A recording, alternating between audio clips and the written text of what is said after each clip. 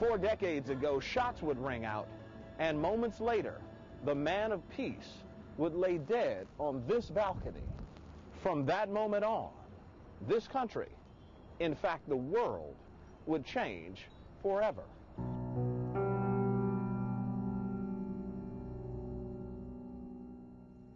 King was here and I was here.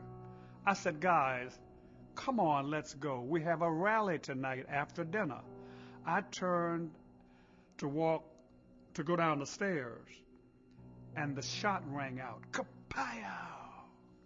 I looked back. He had been knocked off the railing back onto the floor. I rushed to his side. There was a gaping hole in the right side of his face.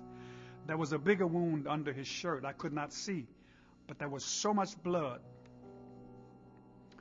I ran in the room to call an ambulance. You couldn't use the phone without the operator. When the operator heard the shot, she left the switchboard, came out into the courtyard, looked up and saw what had happened, and she had a heart attack on the spot. She died a few days later. She was the motel owner's wife. I ran back outside. The police were coming at that time, and I hollered to them, "Call an ambulance on your police radio. Dr. King has been shot." And they said, "Where did the shot come from?" So there's a famous picture of us pointing to the building across the street in response to them saying, "Where did the shot come from?" Phone rings. It's Harry Belafonte. He says, "Martin's been shot." I said, "What?" "Oh, my God."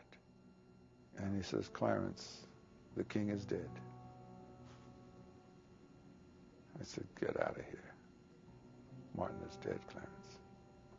We got a 727, which we were able to charter, that flew me from Indianapolis to Atlanta to meet Mrs. King, who she was going to get on the plane that had Dr. King's remains.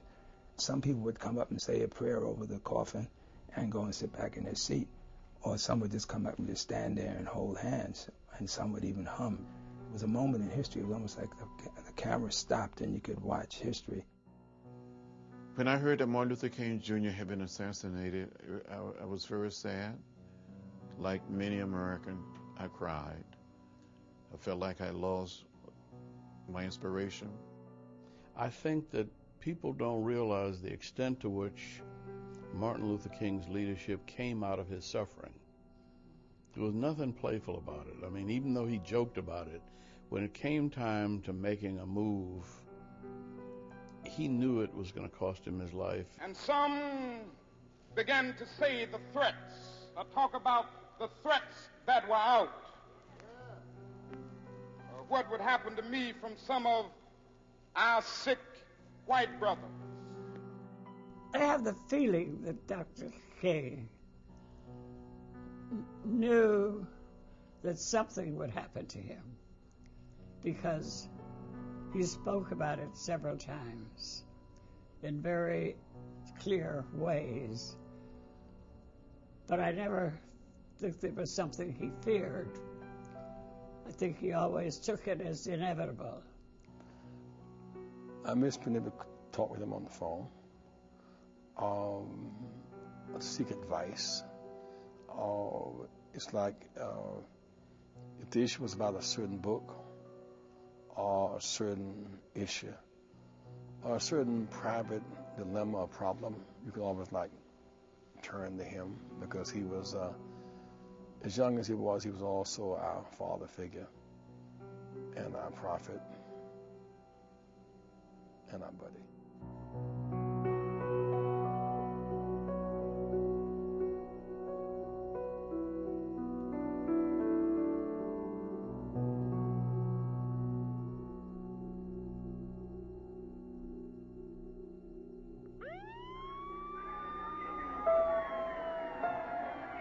Call upon all citizens of our community, as Dr. King would have wished, to maintain peace and order. And I was summoned by Lee White for President Johnson to come to the White House the next morning. And all of us together were greatly concerned and eager to see what we could do because quickly the cities were burning.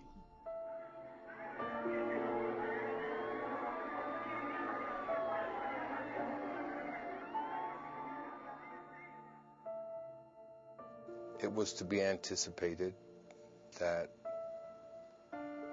the response would be what it was. And it's one of those times when the black community expressed a great anger and outrage about what had happened. And while that outrage was unfortunate, it's understandable.